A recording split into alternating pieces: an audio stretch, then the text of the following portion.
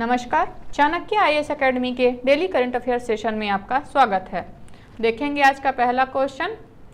विश्व दुग्ध दिवस कब मनाया जाता है? 29 मई, 1 जून, 30 मई या 31 मई को? तो अभी हाल ही में 1 जून को विश्व दुग्ध दिवस के रूप में मनाया गया है। प्रत्येक वर्ष 1 जून को विश्व दुग्ध दिवस के रूप में मनाया जाता है। विश्व दुग्ध दिवस वर्ष 2001 में संयुक्त राष्ट्र के खाद्य और कृषि संगठन द्वारा एक वैश्विक आहार के रूप में दूध के महत्व को रेखांकित करने के लिए स्थापित किया गया। इस दिन का उद्देश्य डेयरी क्षेत्र से जुड़ी गतिविधियों पर ध्यान आकर्षित करने का अवसर प्रदान करना है। पिछले साल विश्व दुग्ध दिवस में 72 देशों ने भाग लिया था। विश्व दुग्ध दिवस मनाया गया तो इसमें भारत का स्थान क्या है?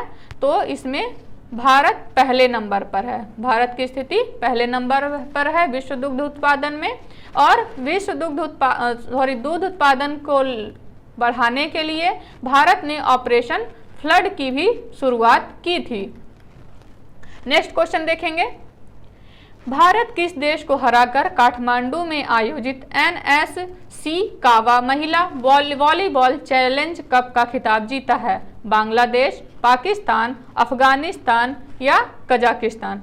तो अभी हाल ही में भारत ने कजाकिस्तान की टीम को हराकर NSC कावा महिला वॉलीबॉल चैलेंज का खिताब जीता है। भारत ने काठमांडू में आयोजित NSC कावा महिला वॉलीबॉल चैलेंज कप का खिताब जीता। भारत ने काठमांडू के त्रिपुरेश्वर में राष्ट्रीय खेल परिषद के कवर हॉल में फाइनल में कजाकिस्तान को हराकर यह खिताब जीता है। नेक्स्ट क्वेश्चन की तरफ देखेंगे। किस राज्य ने हाल ही में प्रधानमंत्री जन धन योजना के तहत 100% कवरेज हासिल किया है? तमिलनाडु, छत्तीसगढ़, तेलंगाना या फिर केरल? तो अभी हाल ही में तेलंगाना राज्य ने 100% कवरेज हासिल किया है प्रधानमंत्री जन धन योजना के तहत। तेलंगाना राज्य ने प्रधानमंत्री जन धन योजना के 100% कवरेज को प्राप्त करके वित्तीय समावेशन में एक महत्वपूर्ण मील का पत्थर हासिल किया है।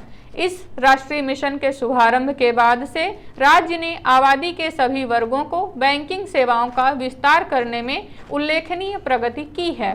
प्रधानमंत्री जन धन योजना वित्तीय समावेशन के लिए एक राष्ट्रीय मिशन है जिसका उद्देश्य बैंकिंग, बचत और जमा खातों, प्रेषण, क्रेडिट, बीमा और पेंशन जैसी वित्तीय सेवाओं तक सस्ती पहुंच प्रदान करना है। नेक्स्ट क्वेश्चन की तरफ देखेंगे। किस देश में स्थित भारतीय सांस्कृतिक केंद्र में न्यू लिबरेशन वॉर गैलरी का उद्घाटन किया गया है?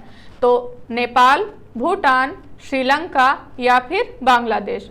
तो अभी बांग्लादेश में 30 मई को ढाका में भारतीय उच्चायोग के भारतीय सांस्कृतिक केंद्र में 1971 की एक नई लिबरेशन वॉर गैलरी का उद्घाटन किया गया। इस अवसर पर बांग्लादेश के गृह मंत्री असदुज्जमा खान मुख्य अतिथि थे। बांग्लादेश में भारत के उच्चायुक्त Pranay Varma liberation war gallery के उद्घाटन में गृह मंत्री के साथ शामिल हुए। वॉर गैलरी में 1971 के मुक्ति संग्राम की कुछ दुर्लभ तस्वीरें हैं जिसकी परिणति तत्कालीन पूर्वी पाकिस्तान की मुक्ति और दक्षिण एशियाई देशों के सबसे नए राष्ट्र के रूप में इसके उदय के साथ हुई। अगला प्रश्न देखेंगे। किस सरकार ने नमो शेतकरी महासम्मान योजना शुरू की है? बिहार, मध्य प्रदेश, उत्तर प्रदेश या महाराष्ट्र? तो हाल ही में महाराष्ट्र सरकार ने राज्य में किसानों को सहायता प्रदान करने के उद्देश्य से एक नई वित्तीय योजना शुरू की है। मुख्यमंत्री एकनाथ शिंदे की अध्यक्षता में कैबिनेट की बैठक में नमो शेतकरी महासम्मान योजना के नाम से जानी जाने वाली इस योजना को मंजूरी दी गई है। अगला प्रश्न है। भारत यूरोपीय संघ संपर्क सम्मेलन 1 जून से कहां आयोजित किया जाएगा? बिहार, मध्य प्रदेश, मेघालय या महाराष्ट्र? तो हाल ही में मेघालय में यह सम्मेलन आयोजित किया जाएगा। भारत यूरोपीय संघ कनेक्टिविटी सम्मेलन विदेश मंत्रालय भारत में यूरोपीय संघ के प्रतिनिधिमंडल और एशियाई संगम द्वारा संयुक्त रूप से मेघालय में आयोजित होने वाला है। सम्मेलन का उद्देश्य अवसरों का पता लगाना है, भारत के उत्तर पूर्वी राज्यों और नेपाल, भूटान और बांग्लादेश सहित इसके पड़ोसी देशों में कनेक्टिविटी निवेश को बढ़ाना है। यह आयोजन मई 2021 में भारत यूरोपीय संघ के नेताओं की बैठक के दौरान शुरू की गई भारत यूरोपीय संघ कनेक्टिविटी साझेदारी का एक महत्वपूर्ण परिणाम है। अगला प्रश्न देखेंगे, किस देश ने भारत के लिए KSS-3 बैच 2 पनडुब्बी की पेशकश की है? दक्षिण अफ्रीका, दक्षिण कोरिया, इजराइल या उत्तर कोरिया? तो हाल ही में दक्षिण कोरिया ने भारत को अपनी उन्नत KSS-3 बैच 2 पनडुब्बी प्रदान करने के लिए एक विशेष प्रस्ताव की पेशकश की है। यह प्रस्ताव ऐसे समय में आया है जब जर्मनी भारत के पनडुब्बी अधिग्रहण कार्यक्रम प्रोजेक्ट 751 को पूरा करने वाला है। KSS-3 दक्षिण कोरिया द्वारा निर्मित अब तक की सबसे बड़ी पनडुब्बी है। इसे 2 चरणों में विकसित किया जा रहा है। बैच 1 और बैच 3 यह कोरियाई हमला पनडुब्बी कार्यक्रम का हिस्सा है और देश की नौसैनिक क्षमताओं में महत्वपूर्ण प्रगति का प्रतिनिधित्व करता है। अगला प्रश्न देखेंगे, किस एयरवेज को दूसरे वर्ष के लिए पर्यावरण एयरलाइन ऑफ द ईयर 2023 नामित किया गया है? ब्रिटिश एयरवेज, एतिहाद एयरवेज, सिंगापुर एयरलाइंस या डेल्टा एयरलाइंस? तो हाल ही में एतिहाद एयरवेज को एयरलाइंस ऑफ द ईयर 2023 नामित किया गया है।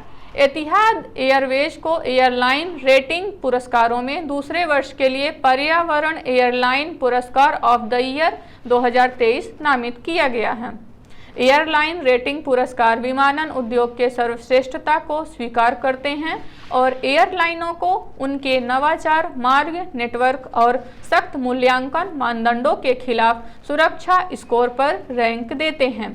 पुरस्कारों ने नवाचार और सहयोग के माध्यम से टिकाऊ विमानन के लिए एतिहाद की प्रतिबद्धता और अबू धाबी से दुनिया के लिए ड्राइविंग परिवर्तन और परिणामों के प्रति समर्पण को मान्यता दी है।